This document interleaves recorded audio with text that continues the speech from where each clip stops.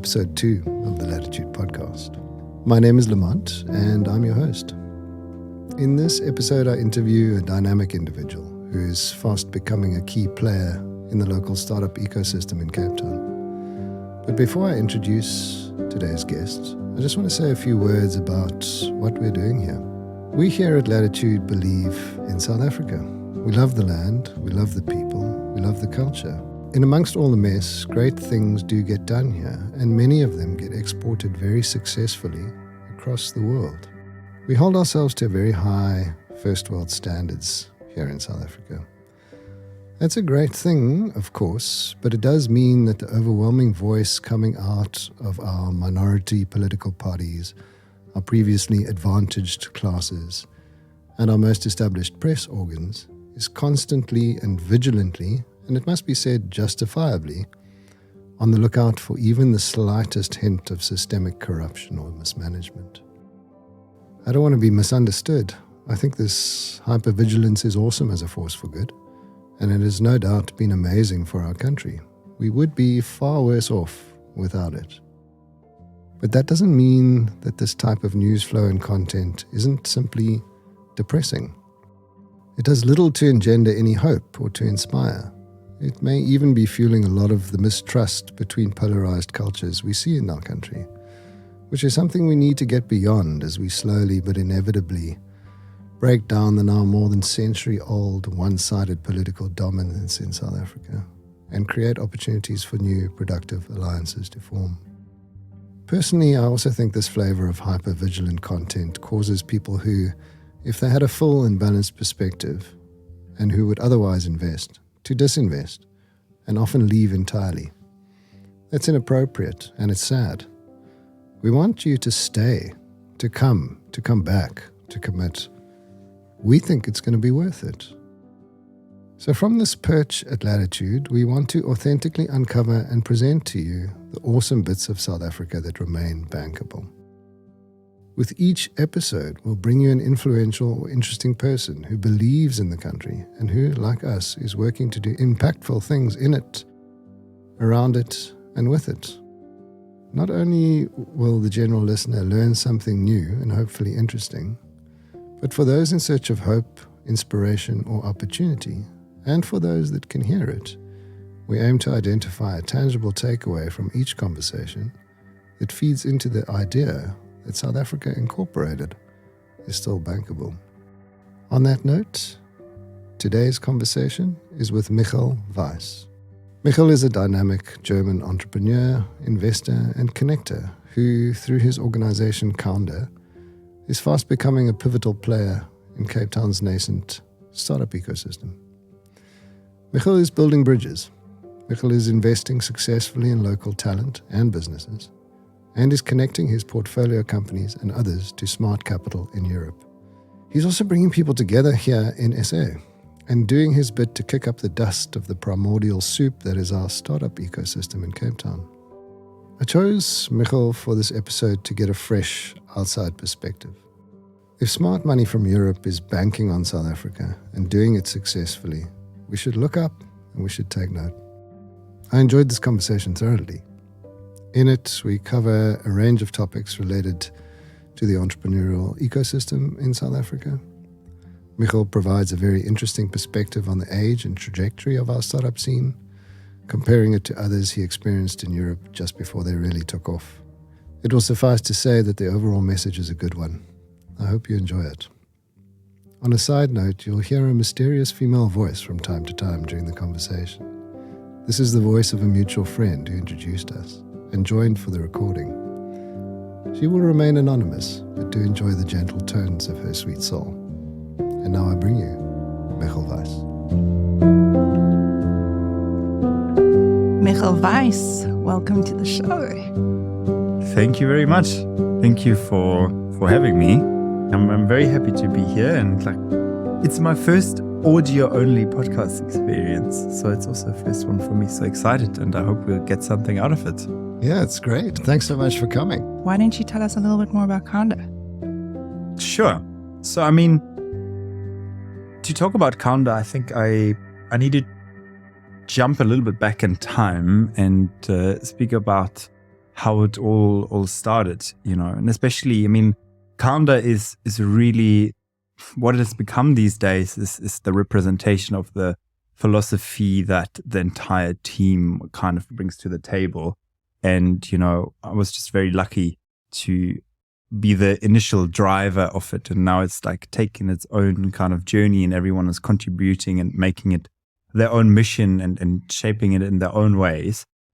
I was always fascinated by emerging markets, really.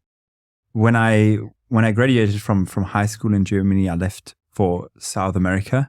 There was an organization called Musicians Without Borders, and they gave the platform for me to go to South America, to live with a host family that side, and just to experience a different culture, different context, and do something that I really loved, was like do something with music.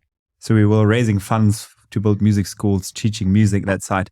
And I learned so much about, not having a lot of money, but still like a dedicated team to implement things. And of course, like saw a completely different environment, like South America and the emerging market space. As I lived in a township in Ecuador. And I just had this like experience of, welcoming, heartwarming people who were really just amazing hosts and open up their doors for us and just taught us about what was happening locally. And in the township, I just saw a lot of like trade and buzz and everything was happening, and I was like fascinated because the way I was raised, emerging markets, third world countries as we would call them, they were just described to me like, oh, it's like just poverty, and poverty is bad, and like, these people barely survive. And being there, actually, I was taught differently. And I think this is something now that, since having moved to Africa and like starting Kanda, realizing that also especially the narrative around things, once you're experiencing them on the ground, are often different than from what you necessarily taught or told by media or your peers.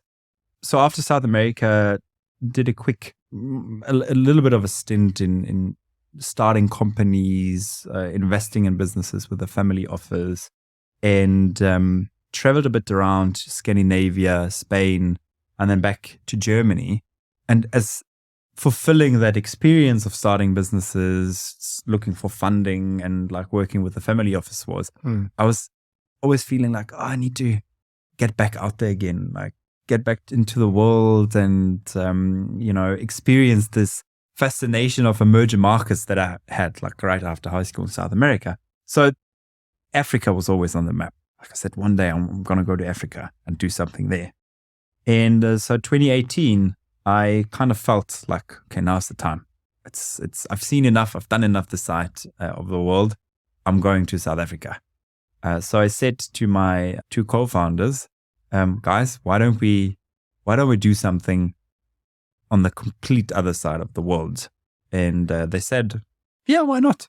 And that was also the really early days of like more and more adapted remote work. So I said, look, even if we do some projects for Germany, I can still do them from South Africa, which I chose as the country, in Cape Town in particular, because I heard Cape Town, the gateway into Africa. It's like, it will not directly shock you in terms of culture. Coming from Germany, you will have a network, things are established, and the startup ecosystem is starting. Said, okay, I'm going there and we'll find some business for us. And that is really how the entire story started. So we just said, look, I'm going, and everything else kind of developed after. So we were then very lucky to have found Xeon and meet Finn Plotz, the founder of Xeon, who, funny enough, grew up in the same village in Germany. Glückstadt translates to Lucky Town. So grew up in the same village as I did. And I knew throughout the startup work that we'd been doing before, and he was doing that he actually had just moved to South Africa as well, Cape Town, to build his business. So I reached out to him on Facebook. Yeah, Finn, we went to the same high school. Do you remember? And it's so cool what you're doing in the startup space. And I've heard you are in Cape Town. What's happening that side? And well, he told me about, how amazing that ecosystem actually was for him at the time. And this is now we're talking 2018. And told me about what they were building with Xeon. And then long story short, we actually found that quite compelling and exciting and invested into the business. And as part of the deal, I joined the management team of Xeon as COO. And we had found our first kind of project in like lighthouse venture for Founder. So that was really the proof of concept and entry into the market. I said, okay, wow, I'm going there and I've already got something to do. And we went on since then, yeah. Tell us a little bit about what Xeon is. What is that your lighthouse project? We're interested to know more about that. Sure. So Xeon back then wanted to really address the issue of crime in public. That obviously was a big South African topic, and Finn had experienced, South Africa before, as he spent a year in high school in South Africa, and had then realized, that he couldn't go and roam around as freely as he could in Germany. Like after hours, he couldn't just walk outside and meet his friends, and that reminded him, then like when we were picking the entry country for Xeon, because they wanted to build a panic button and an Uber model, right? Bring on all the security companies on a platform, and then you press a panic button and the closest vehicle will just come and get you out of trouble. Cool. And that was a fascinating idea. And in South Africa, we know the private security industry is massive. I think today we have got 500,000 private security officers, which is larger than the police force, which for us always was like mind-blowing, because in Germany, you barely ever see any private security vehicle, of course, like events and stuff. Well, some people say that's our private police force, basically. Yeah. So, and then we said, okay, there should be then a good entry market. I mean, based on the Gini coefficient index, you have got the highest, or one of the highest gaps in the world between like wealth and poverty, and that is always in direct relation with the crime rate. And so we went onto this journey together, started out as making a panic button and building a platform, and have since actually pivoted, because we realized a complete different need in the market that was not necessarily on the consumer side, where we really struggled actually finding product market fit, selling a subscription for something like security that you expect that it's actually a public service provider. The police or, the security companies should make sure that in public stuff is not happening. And now I need to pay for it personally. That was always something that we were struggling with in terms of scaling that business. Yeah. But what we saw is that the software that we had built just to run that platform was already much more advanced as what we were seeing in all the security control rooms, who were then using our software to dispatching to all the GPS locations. And they said, wow, we didn't even focus on these guys, but we've built software that could actually really help them to run their entire business. So we pivoted and are now, I would say, in Africa, the leading operating system provider for private security companies. And they can literally run their entire operations from managing vehicles, managing all incoming alarm signals in the cloud, but also integrating all other digital needs that a security business has, from like automated debit order runs for the payments, managing the technicians with another suite. So we are the core piece of the security business in the cloud, and offer other software partners and providers to tap into that value chain and that ecosystem. So Xeon is a B2B SaaS enterprise SaaS company, really focusing think legacy systems like SAP, for example, but for that private security industry. That's amazing. So you've done really well, and you referred to that as your lighthouse project for Kanda. So Kanda, I mean, you are here, and your stated aim at Kanda is to bridge the gap between Europe and South Africa. Talk to us about how you're doing that, and maybe you can do that with Xeon as a reference point, and like how that is your lighthouse project for building that bridge. Yeah, most definitely. I mean, so when Finn and I and Niels, our co-founder, who's based out of Hamburg, started launching that business and navigating the pivot, etc., of course, I was a founder, part of the founding ecosystem of Cape Town. And that for me was an incredible learning experience and the eye opener. So having built businesses before in Europe and worked on the investment side, I obviously got to know that ecosystem, the trends, the ways it was working. And then I came down here and had yet another founding experience with Xeon, and just saw like all the other founders on the ground who were building tech, who were trying to solve local issues, problems. And I was like fascinated by it.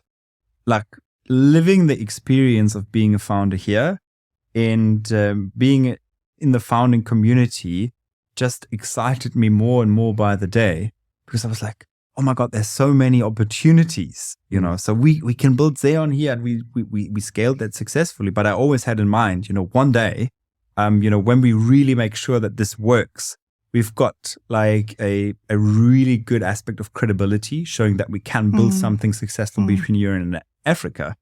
But that definitely can be replicated and, implemented multiple times in a different angle, because I was then chatting to all the founders, what Finn and the local ones, right? Then what Finn and I, of course, we are different because we had set up the holding entity in Europe. We are raising funds from Europe and like brought it down into the operating entity in South Africa. So all the founders always ask me, well, like, how's it working with European investors? And how do you do it? And like, so, well, like, this is the idea. It's like, we would be doing so well if we only had the access to the capital that you have. And I was like, I 100% believe that. Like, the ideas, what I've seen here in that time, and also, of course, what I'm seeing now, there's so many things that would have gotten funding long time ago in Europe. Here, the founders, they're just like struggling to raise that. Right? Why can't they get funding for such great opportunities? Are the local funders don't have the vision or don't have the risk appetite? Or the networks. Or the cash. Yeah. In the beginning, so I think my opinion around this has changed a little bit over the years. So in the beginning, like I always thought, like, well, it's a cash issue, and I do still believe there is too little cash, especially in the angel capacity. But I also think here in SA, yeah, that's deployed. But actually, like having now been like part of the community and like having switched sides now and like more like doing mostly in investments and like supporting on fundraisers, I meet a lot of business angels in South Africa who are actually very willing to invest. And so the cash is there, but they say they don't get any good deals. So even though as a founder, I always thought it's a cash issue, now having met a lot of angel investors in South Africa, I said, no, I've got cash, I want to invest, but I don't meet the founders. So it's probably much rather than it is a cash issue. It is the issue of the founders meeting the investors. So it's an ecosystem issue rather than a cash issue. And what do I mean by that? We need like these platforms like incubators, like local tech hubs such as Innovation City or what you're doing here at Latitude. It's like a physical space where these founders and investors can actually come together and meet and talk to each other. And this is one thing that I've seen like over the last couple of years. It's like, why is no one talking to each other? How can it be that I meet a lot of angel investors who are telling me, well, deal flight, just don't find attractive deals. On the other hand, I meet like super cool founders on a day-to-day basis who are telling me like, I can't find the cash. So why is it different for you? I was on the ground. I was on the ground building a tech company, and then of course had my other peers and founders, so that is and this is what you see oftentimes, founders hang out with founders and not necessarily investors. And investors hang out with investors and not enough with founders. I do believe there's enough cash available. I just don't think that it yet is finding the right ways, and it's not been matched appropriately with founders. Yeah. So I think it's kind of like there's an ecosystem and maybe even a marketplace element to it. Because, so I was thinking about this. I've been thinking about this for some time. I subscribe to these deal databases, and these guys are out there trying to delineate the deals that have happened in the startup space in Africa. And you can see that I know about a lot of deals that are happening that never show up on that database. And they are big deals, right? And so it's happening between sort of buddy networks and guys that are so there's the ecosystem isn't mature enough where everyone is coming together in some way, either in a digital way or a marketplace kind of way. Kind of reminds me of a primitive B2B supply chain where you actually can't go online and find everything you need, even though they're common ingredients, right? There's just no shop. There's no marketplace. Guys have no standard way of being introduced. And I think this is hugely inefficient. There's a lot of capital that never gets unlocked. And that's a big problem in South Africa, is that pre-seed, how does an entrepreneur who can't get traction because they don't have cash get out of the woods to be noticed by a seed and beyond a more established funder, right?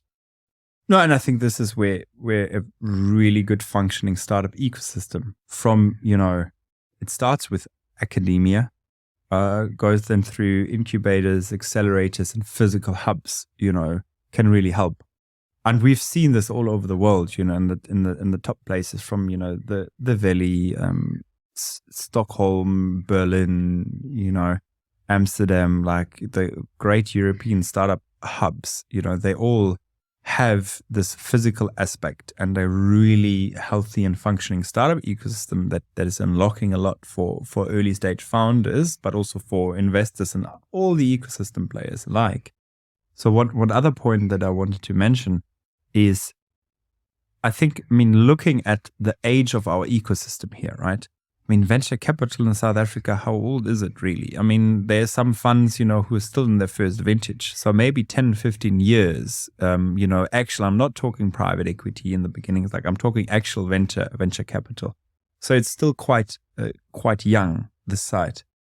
And angels as such, I can also understand like their appetite for tech is also, only like really increasing at this point, because we need to see the success stories to believe. And if you had like excess of like 2-3 million rand laying around and you were to choose, well, this is this risky tech market, or I could put the money in property, what would you do? You would probably, and this is what we see all across Africa, like a lot of business angels who would have the money for tech, they probably started rather putting it into property because they, and as I said earlier, don't meet the deals or don't actually meet the founders. So there's this disconnect in the ecosystem. Yeah. And that obviously got to change. So to the point of the first question, the capital is there. As a founder, I always thought it wasn't. And the investors don't think the deals are there and they put the money in property. So I think this is what we really got to focus on as ecosystem builders, contributors, investors, to change and shape to leap forward this place. Open up those networks. Which is exactly what you're doing at Kando. Pretty much. And not to the point, right? I was seeing all this, yeah, and realizing it, being the founder, investor, talking to business angels, and then actually I saw like our first idea then was like, okay, how do we solve this gap, right? How do we bridge this gap that there are investors who are looking for deals and that there are founders, great founders who are looking for investment and can't find it. So we thought, okay, let's build a matchmaking platform.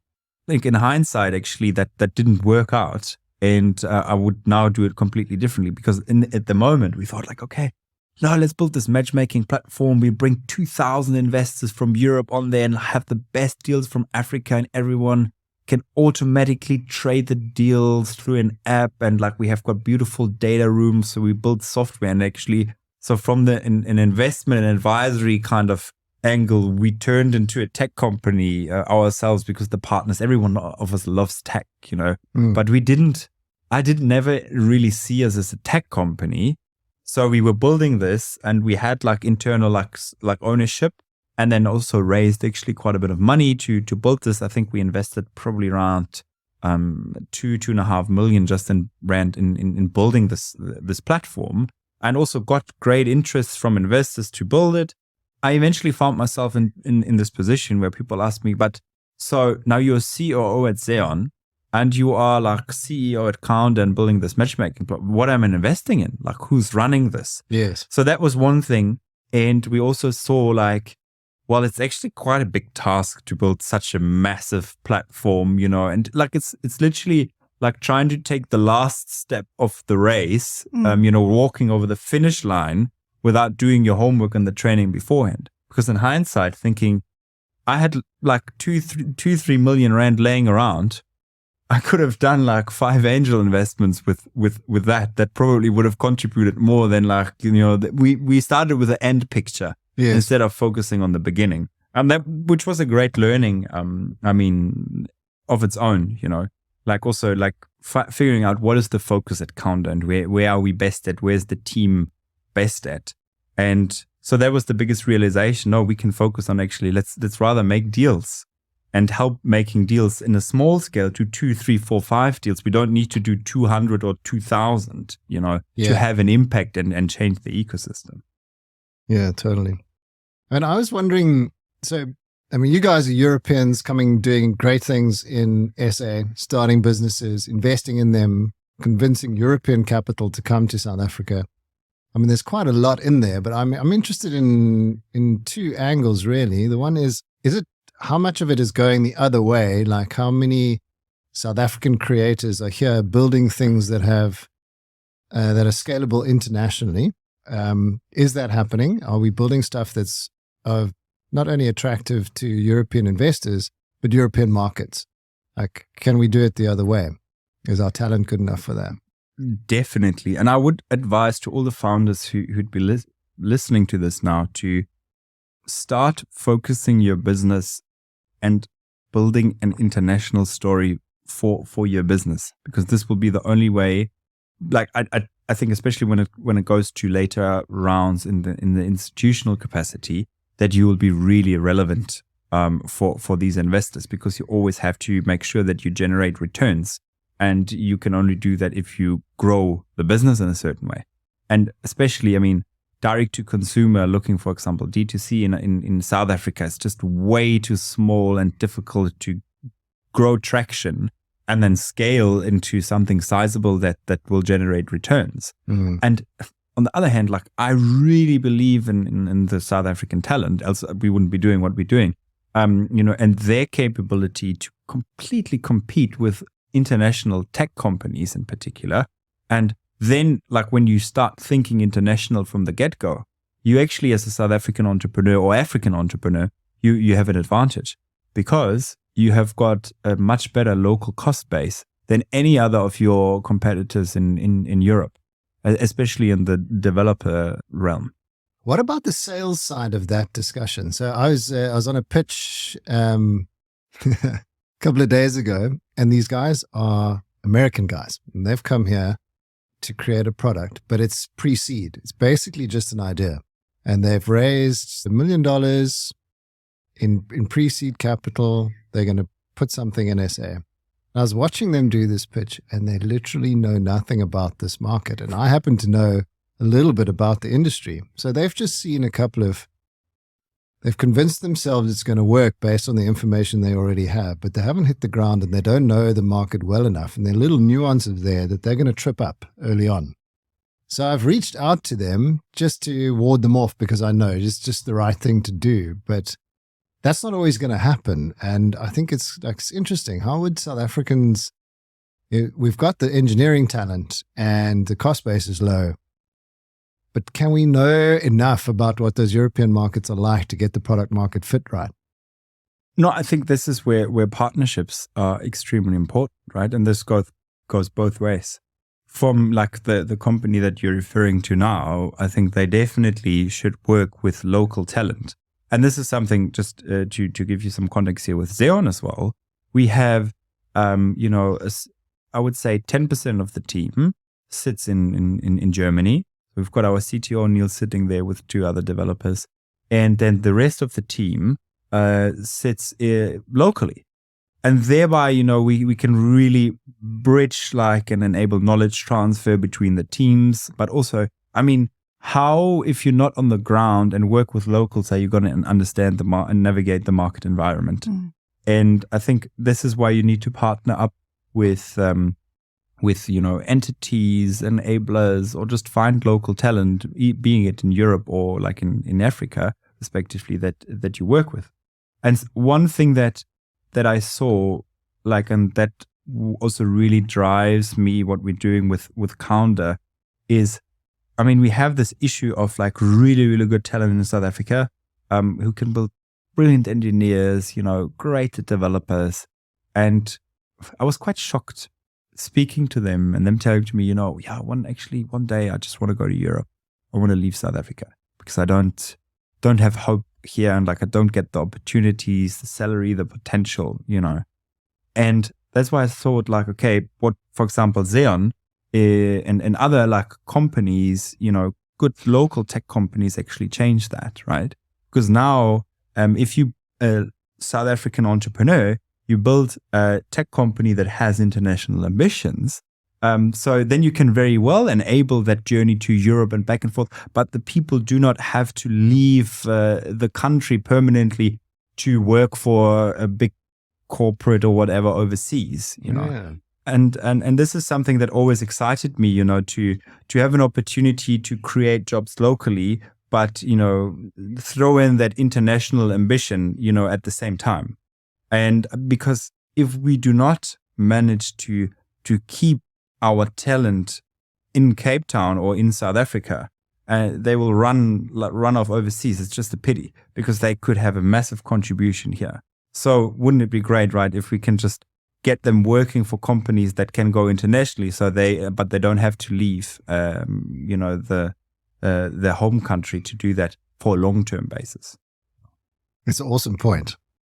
It makes you feel it makes me happy inside if we can find ways for talented people that love the country to stay. And and this is why I thought, okay, then what how do you then get talent to stay? Is okay if we build more companies here. How do you build more companies? Well, then twofold, which we at the one point, let's see how we can make sure that investors and startups speak more. And how do we make sure actually if there's a capital gap, which there is, especially in early stage, to get more capital in. And this is basically what Counder is focusing on now. So we really engaged in getting the local and international community to talk to one another, exchange thoughts. I'm very, very lucky and grateful to have built these incredible relationships with, so many local funds, but also our international angel investors and founders, who are loving to, being in Cape Town and who love to meet the local ecosystem.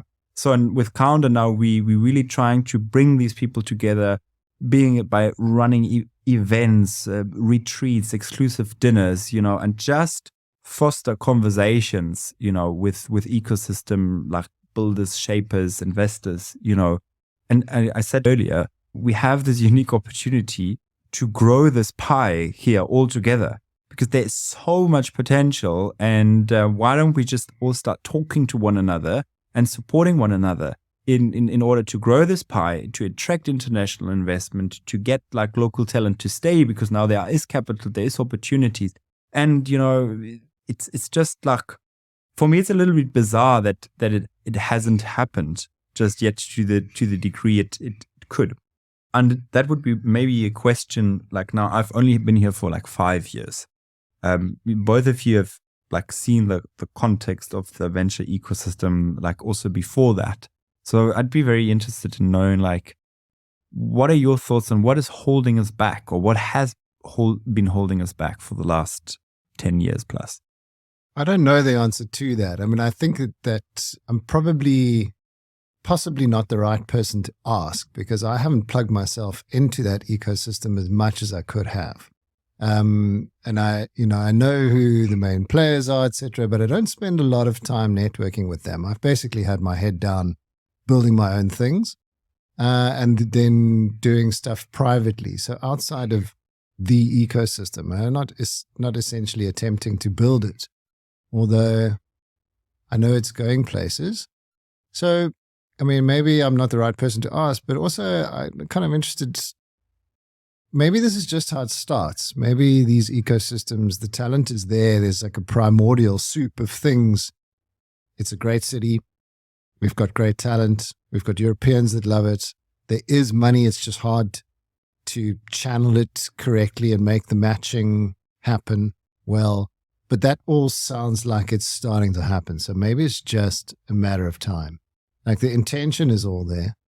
I think maybe, I don't know, I do get the sense that South African investors in the VC space are a bit South African. Like they're not conservative, worried about the future of the country, not used to taking sort of early stage risk, although that does seem like it's happening a little more and more. So maybe it's going too slowly, but I don't know if it's headed in the wrong or the right direction.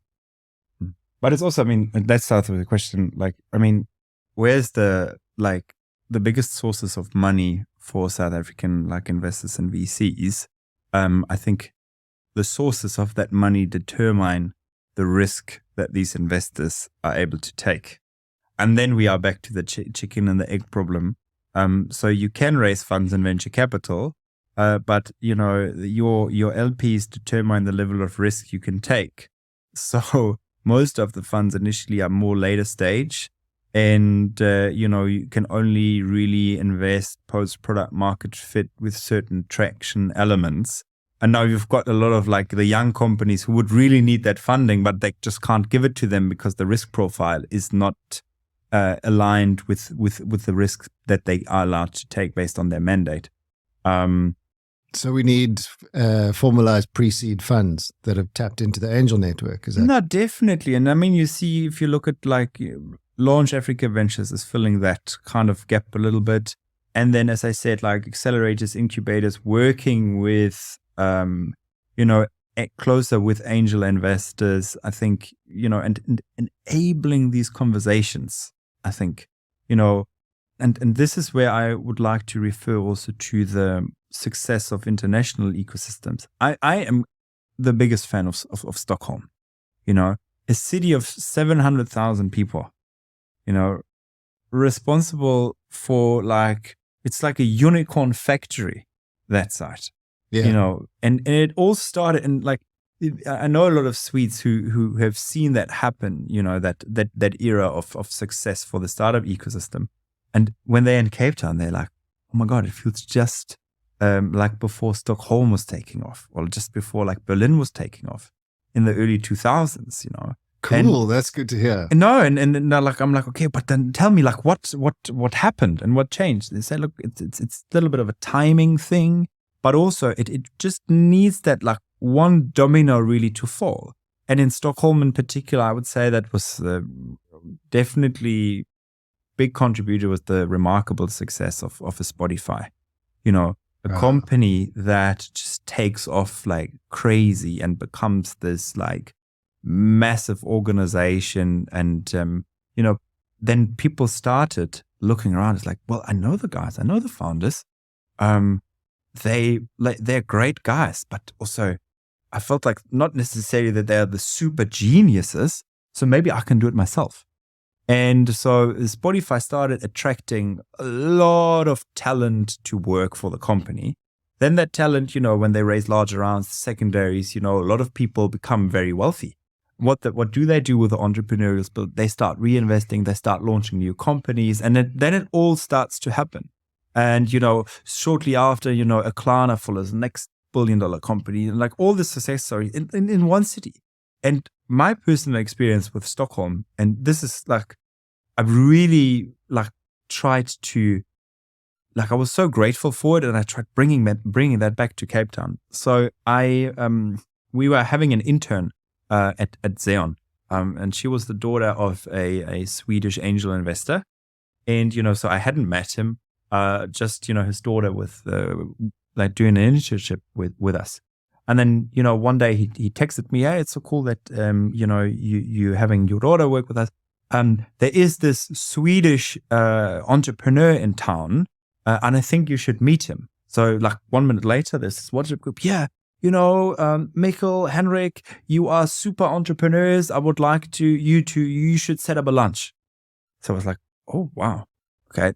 set up the lunch. It was remarkable. It was Henrik. If you listen to this, I'm still to this day very excited about that lunch and what happened over the years and the relationship that we were able to build.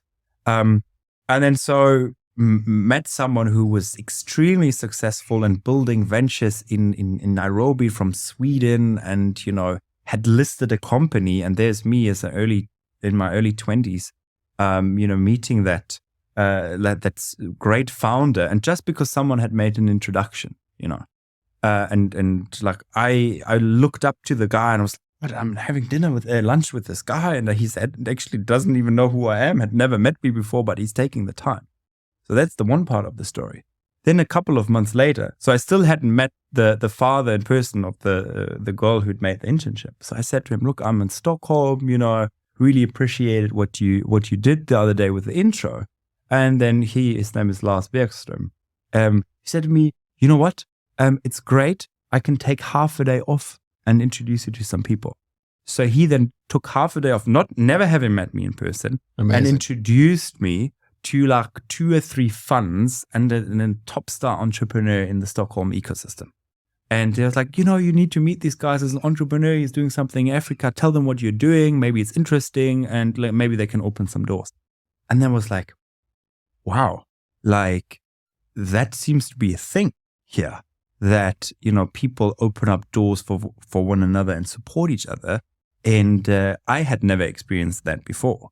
And so I came back to Cape Town and I said, you know what? Maybe this is a little bit of the secret sauce that the Swedes are brewing up there. And like, funny enough, there are so many Swedes in Cape Town, and, Innovation City as an entity is started by a Swede, Stefan Ekberg, founder of Travel Stars. So yes. Also a great entrepreneurial success story who had seen it. And so I thought, if that could be the secret sauce of the ecosystem, it's just connecting the people and seeing and looking for value. And this really, I wanted to incorporate that in like my day-to-day and also into the philosophy of Counder. And since that day, it was maybe sometime in 2019, I really started just doing exactly that. Yeah. Always thinking about, is there someone I can connect this person with? Is there someone I can connect this founder with that will help them? And not expecting anything in return. And well, we'll see how the Cape Town ecosystem will developing in the future. But if everyone would just do a little bit of that, I think we can really reproduce something like happened in Stockholm and Berlin. And that is something, I just wanted to share that had really resonated with me. And it's very easy and obvious. I mean, it doesn't hurt anyone. If you meet an entrepreneur, why don't you take the time and drop a message to someone that who could help this person? That's amazing. I mean, I can hear the passion in your voice, and it really is cool to hear those things. Like, you need a shining light, and the analogy is almost like an economy. As soon as there is belief that it can work and a bit of confidence, people start opening more doors and things flow around, value flows around, and it starts to happen from there. South Africa, it's like one of these markets where it's kind of like a petri dish, right? If you test it and it works here, you almost don't get noticed. Like, if you've got an international idea, you can come and test it here. It's a real market, but you reach the ceiling quite quickly if you're successful. And then you can go overseas. No one's really watched what you're doing. I wonder how much longer that'll last. Like, I think it's a big advantage for people that want to test the market. There's a massive insurance company in Germany called Hannover Rück. And I think, don't quote me on this, but I think since the 80s or 90s, they've got an innovation arm here in South Africa.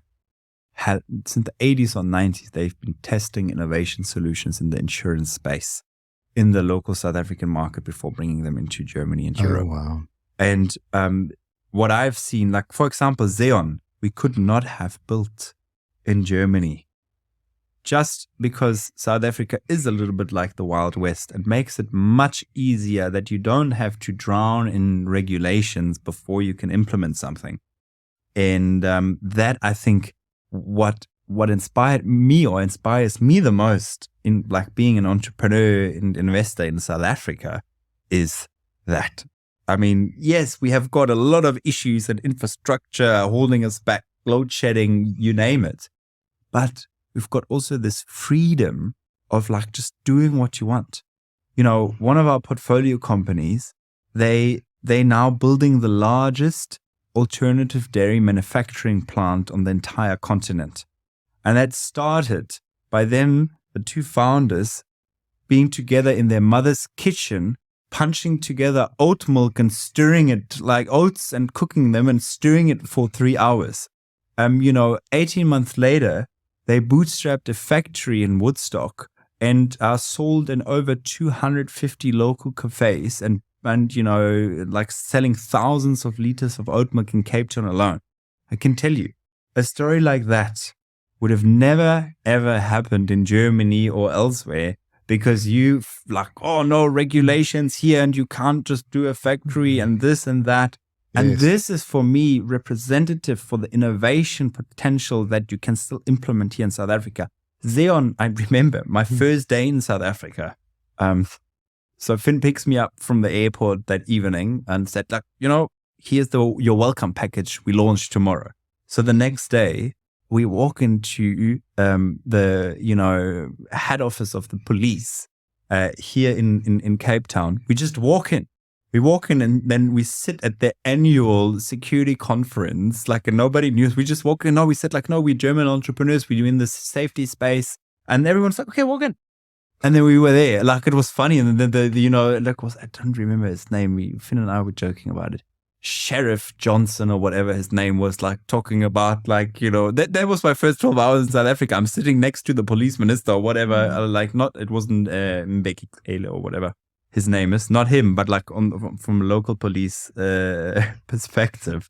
It's just crazy what you can do here still. It's the Wild West, but the Wild West offers you, like, nobody is asking you questions if you do something like crazy as an entrepreneur, and we need the space to drive innovation. And that's why I'm so fed up and frustrated with Germany. Like, because before as an entrepreneur you even do something, like you're drowning in paper. I remember registering in business in Germany. So one of the first companies that we started was an e-commerce, and like I was retailing nutrition brands. We had everything like signed up. Now I had to put in an order from a supplier, right? Hey, this is the product that I want to buy in retail. I've got the money. I've got everything ready. And then they said, well, we need your VAT number to process the order. And I said, well, I registered the business, but they said to me, well, it can take up to like between 6 to 8 weeks until you get your VAT number from the authorities, which meant for like you launch a business and for 6 to 8 weeks, you can't buy anything from any suppliers because you don't have a VAT number. Yeah. So here I would go, let me drive up there, let me pay them in cash and load the stuff up into my bakkie, and like now I've got the stock. Yes. And this is just representative for a lot of examples. Now think tech and regulations and data. Like, yes, it's important to have like some regulations in place, but it kills innovation. For me, South Africa is a breeding ground for innovation because it's Wild West, because you can still do things, and this is so important, and we should all appreciate that, because in the rest of the world, this is not a given. And this is why there are so many unique opportunities that we can obtain here. And this is why I'm so excited to be in this place and to be able to invest, to work with the founders, because for me, it is also just obvious what will happen. We are like definitely heading towards this Stockholm-Berlin trajectories. And, we have the top of the top. I mean, Hans Otterling, is the first investor in Spotify.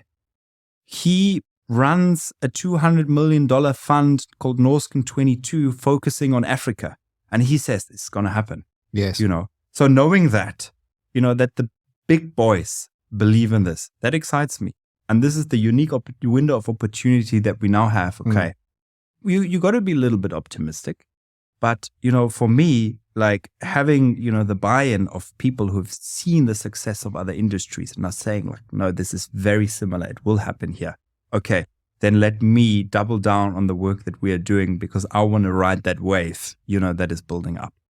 How do you see, because internationally the lines are getting a little bit blurred between your portfolio picking VC and a venture builder, right? So your limited partner layer stays the same, but your managing partner layer, they're starting to get involved and actually build businesses, and you're doing that. You're raising capital and building businesses. And that's happening in the VC space internationally. Do you think, how does that intersect in South Africa? Do you think it's going to influence our ecosystem, that sort of gray area between builder and investor? Yes, definitely. I mean, we're seeing this a lot. You probably know of the Delta and those guys, funny enough, success story between Europe and Africa, Germany and South Africa in particular. Got a remarkable growth journey. I think about 3-4 years ago, there were 30 people. We have got great companies who can help with access to international capital and markets. But what we don't have is that they all speak together. Yeah. Huh. And I wonder if there's money in that, in like trying to formalize the network somehow, or like just go and research. I'm so interested to see how it gets done. Like, how do you... Yeah, go for it. That is a question that I was, of course, I mean, this is what we do. And I do think there's money in that. Because obviously, and for us, I think the big opportunity in like, where do we make money is in, navigating and of course, like trying to establish partnerships across the value chain. Then there's an obvious advantage for our portfolio companies. So, and that being said, even like if I write an angel check or whatsoever, I leverage that partnership relationship with the entire ecosystem to get favorable deal terms. Yes. And that at the end, there's money in that, having equity or decent stake of equity early on in a company that you can pass onto the value chain because you have established these relationships. And at the end of the day, everyone is winning because, our founders are excited because they literally from, having built support because we're working with a venture builder to like, getting that pre-seed round because we've established a relationship with a pre-seed or seed fund.